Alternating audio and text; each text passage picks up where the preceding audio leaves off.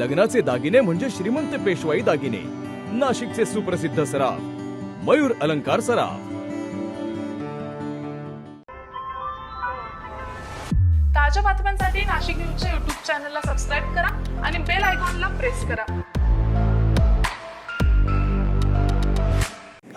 दिल्लीतील जंतर मंतर येथे सुरू असलेल्या आंदोलनाच्या पार्श्वभूमीवर नाशिकमध्ये काँग्रेस पक्ष आक्रमक झालाय। जिल्हाधिकारी कार्यालयासमोर जोरदार आंदोलन करण्यात आलंय। दिल्लीतील जंतर मंतर येथे सुरू असलेल्या विद्यार्थी आंदोलनाच्या समर्थनार्थ नाशिकमध्ये काँग्रेस पक्षाच्या वतीनं आंदोलन करण्यात आलंय। या आंदोलनात केंद्र सरकारच्या धोरणांचा तीव्र निषेध नोंदवण्यात आलाय।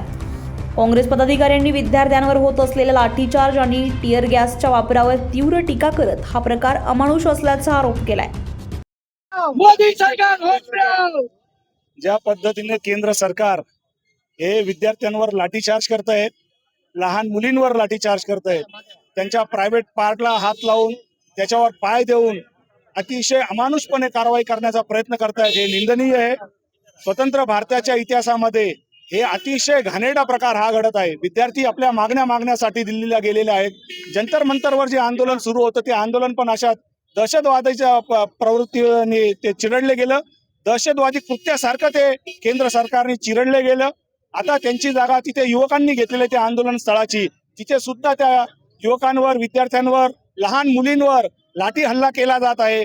त्यांच्या मागण्यांकडे केंद्र सरकार दुर्लक्ष करत होतं, म्हणून देशाचे लोकसभेचे विरोधी पक्ष नेते सन्माननीय राहुलजी गांधी यांनी पंतप्रधान नरेंद्र मोदी यांच्या घराबाहेर आंदोलन करण्याचा प्रयत्न केला। तर त्यांच्याशी सुद्धा ह्या केंद्र सरकारने एखाद्या गुंड आणि मवाल्याशी वागाव्या अशी वर्तणूक त्यांनी केलेली आहे। त्यांना अक्षरशः फरफटत घेऊन गेलेले आहेत।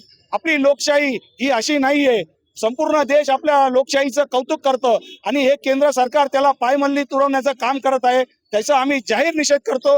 विद्यार्थ्यांच्या मागण्यांच्या संदर्भामध्ये केंद्रीय शिक्षण मंत्री धर्मेंद्र प्रधान यांनी राजीनामा द्यावा आणि ज्या पद्धतीने लहान मुलींवर, विद्यार्थ्यांवर लाठी हल्ला केला जातोय त्याचा निषेध म्हणून केंद्रीय गृहमंत्री अमित शाह यांनी त्याची जबाबदारी स्वीकारून केंद्रीय गृहमंत्री अमित शाह यांनी त्यांचा त्वरित राजीनामा द्यावा अशी आम्ही नाशिक शहर काँग्रेस कमिटीच्या वतीने मागणी करतो। दरम्यान आंदोलनात सहभागी झालेल्या विद्यार्थिनींनीही केंद्र सरकारवर संताप व्यक्त करत थेट पंतप्रधान आणि गृहमंत्र्यांनी राजीनामा द्यावा अशी मागणी केली आहे। आता सध्या हेच बोलू इच्छितो का आम्ही देशाचे युवक आहोत आणि आमची मागणी एवढीच आहे की धर्मेंद्र प्रधाननी राजीनामा द्यावा, मोदीजींनी राजीनामा द्यावा, शहानी राजीनामा द्यावा, कारण तुम्ही आता त्या पदाच्या काबिल राहिलेच नाहीयेत। तुम्ही अक्षरशः मुलांवर लाठीचार्ज करतायत, टिअर गॅस फोडतायत, हे खूप चुकीचं चाललंय आणि आम्हाला आमचा हक्क भेटलाच पाहिजे। आणि मला एक कळत नाही, धर्मेंद्र प्रधान स्वतः या देशाच्या एज्युकेशन मिनिस्टर असून त्यांची मुलं ते बाहेर देशात शिकवतायत, म्हणजे यांचं म्हणणं काय? तुम्ही एकतर तुमच्या एज्युकेशनवर तुम्हाला भरोसा नाहीये किंवा मग तुम्हीच चुकीचं आहे हे तुम्ही साबित करताय, त्यामुळे त्यांनी राजीनामा दिलाच पाहिजे।